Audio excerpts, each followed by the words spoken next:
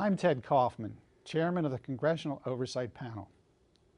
I'm here to introduce our 30th and final Oversight Report on the Troubled Asset Relief Program. By statute, the panel will wind down after this month. As our work ends, it makes sense to recall where America stood when the panel and the TARP were created 2.5 years ago. It was a frightening time. The stock market endured triple-digit swings. Major financial institutions had collapsed. The economy was hemorrhaging jobs. Foreclosures were escalating with no end in sight. Ben Bernanke, the chairman of the Federal Reserve, has said we were on a course for a, quote, cataclysm that could have rivaled or surpassed the Great Depression, unquote. The good news is that America avoided depression. The TARP does not deserve full credit, but it provided critical support at a moment of profound uncertainty. It worked in part by injecting cash into banks, but more significantly, by demonstrating to markets that the United States would take radical steps to prevent the collapse of its financial system. Further good news is that the TARP's projected costs have fallen sharply. The Congressional Budget Office now believes that taxpayers will lose about $25 billion, not an insignificant sum, but far less than the $356 billion initially estimated. Treasury deserves particular credit for lowering costs through its careful restructuring of AIG, Chrysler, and GM. But there's bad news too.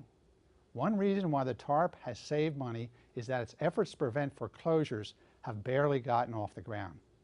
Its main foreclosure mitigation program, which is expected to keep 4 million homeowners in their homes, is now on track to help fewer than 800,000. Put another way, the TARP will cost less than expected in part because it will accomplish far less than envisioned for America's homeowners. Another troublesome aspect of the TARP's legacy is that it created profound moral hazard.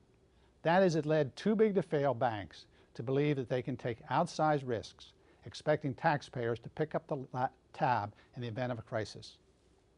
The TARP also created deep stigma, a sense among the public that policymakers cared far more about bailing out Wall Street than about stopping the bleeding on Main Street. Let me be perfectly clear. Some degree of moral hazard and stigma were essentially baked into any rescue. You cannot bail out too big to fail banks or auto manufacturers without distorting markets. You cannot save huge businesses from their own mistakes without creating public anger. The question we must ask is, did Treasury do everything possible to rein in those problems? The answer, unfortunately, is no. In order to prevent moral hazards and stigma, governments must take bailouts as unpleasant for the recipients as they are for the taxpayers footing the bill. Treasury could have required banks to fire their top management or use TARP money only for specific purposes, such as new lending. Shareholders could have been wiped out. But Treasury took a different approach with the banks, allowing executives to stay in place and shareholders to maintain significant ownership. The implication was that Wall Street banks and bankers could retain their profits in boom years, but shift their losses to taxpayers during a bust. To Treasury's credit, it was much tougher on the auto industry. Yet these rescues are troublesome for other reasons. They send a message that the government's too big to fail guarantee extends beyond banks and to any company that is large and significant enough to the U.S. economy. The resulting moral hazard will infect our economy for years. Finally, as the Congressional Oversight Panel draws to a close, I want to say a few words about the importance of oversight itself. Between the panel's efforts and those of SIGTARP, GAO, and other public and private bodies, the TARP has become one of the most thoroughly scrutinized government programs in history.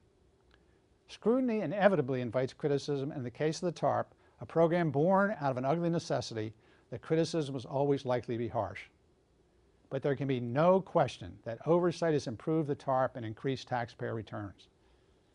For example, in July 2009, the panel reported that Treasury appeared to be undervaluing TARP investments called warrants. Due in part to pressure generated by our work, Treasury changed its approach and its return increased dramatically. In total, warrant sales produced $8.6 billion. That's just one example. Oversight has strengthened the TARP in many other ways too. Thus, an enduring lesson is that extraordinary government programs require extraordinary oversight. Careful, skeptical review of the government's actions, even when the review is uncomfortable, is an indispensable step toward preserving the public trust and ensuring the effective use of taxpayer money. You can read all of our reports and offer your own views by visiting our website, cop.senate.gov.